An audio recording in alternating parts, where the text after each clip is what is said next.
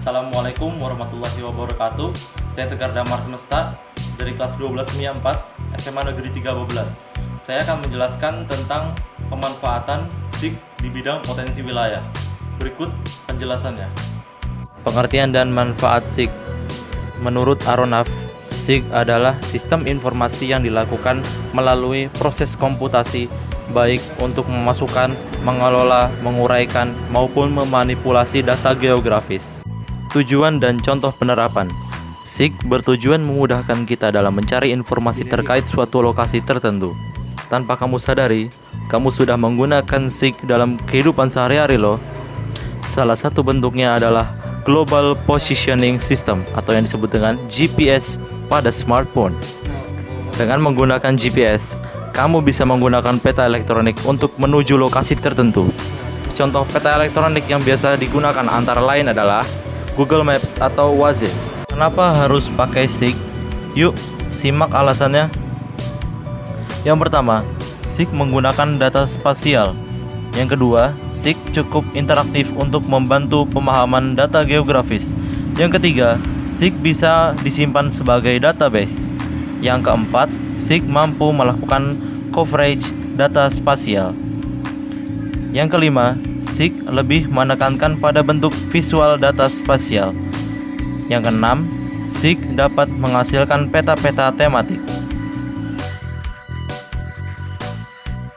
Manfaat SIG di dalam potensi wilayah. Pengertian dan jenis potensi wilayah. Potensi wilayah adalah kemampuan suatu daerah yang berupa sumber daya yang bisa digunakan, dieksploitasi, dan diambil manfaatnya untuk dikembangkan secara lebih lanjut sehingga bisa meningkatkan dan menciptakan kemampuan wilayah yang memadai. Potensi wilayah. Ada sumber daya alam. Ruang angkasa terdiri dari pengorbitan satelit untuk riset dan penginderaan wilayah. Yang kedua ada hutan. Hutan lindung, hutan produksi, dan hutan konservasi. Yang ketiga ada laut. Potensi ikan dan keragaman biota laut. Yang keempat ada tambang, yaitu minyak bumi, batu bara, emas, besi, belerang, dan batu gamping. Yang kelima ada tanah, vulkanik, humus, dan gambut.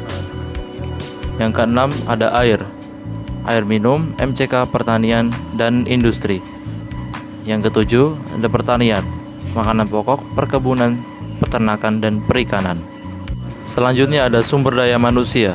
Kemampuan, keahlian, dan keterampilan yang dimiliki oleh penduduk suatu negara merupakan modal utama dalam mengelola SDA. Selanjutnya ada pariwisata, cagar alam, pantai, pegunungan, dan kawasan budaya. Dan terakhir ada transportasi, yaitu transportasi publik dan bandara.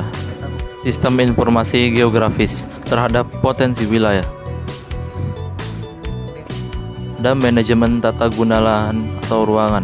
SIG digunakan untuk menemukan zonifikasi lahan yang sesuai karakteristik lahan yang ada. Misalnya, zonifikasi perkotaan diperuntukkan sebagai daerah pemukiman, industri, perdagangan, perkantoran, fasilitas umum, dan jalur hijau.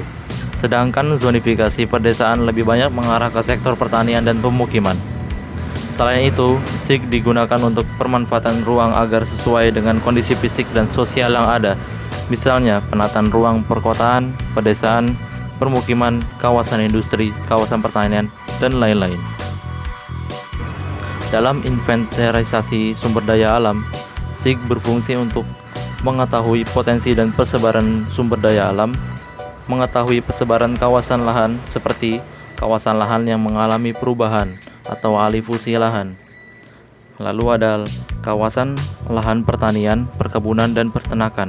Kawasan hutan yang masih baik dan sudah rusak, kawasan lahan potensial dan lahan kritis, rehabilitasi dan konservasi lahan, dan pemanfaatan perubahan penggunaan bahan. Selanjutnya, mengawasi daerah rawan bencana alam. SIG dapat dimanfaatkan dalam pemantauan pencegahan dan rencana pembangunan kembali daerah bencana. Bidang sosial budaya. Dalam bidang sosial budaya, SIG dapat dimanfaatkan untuk mengetahui potensi dan persebaran penduduk, mengetahui pendataan dan pengembangan jaringan transportasi, pusat pertumbuhan, dan pembangunan penduduk, kawasan industri, sekolah, serta pendataan dan pengembangan pemukiman. Lalu, ada pengelolaan lingkungan. Manfaat SIG dalam upaya memetakan kondisi lingkungan, melakukan pengukuran, monitoring, dan melakukan pemodelan, misalnya pemetaan wilayah erosi, penentuan arah permanfaatan lahan, pemantauan perubahan lingkungan, pemetaan daerah bahaya bencana alam, pemetaan wilayah potensial SDA dan lingkungan hidup, pemetaan kawasan budidaya, pemetaan kawasan lindung, pemetaan tata ruang. Oke, sekian video dari saya. Mohon maaf jika ada salah-salah kata atau kata-kata yang kurang memuaskan menurut kalian. Wabillahi taufiq wal hidayah. Wassalamualaikum warahmatullahi wabarakatuh.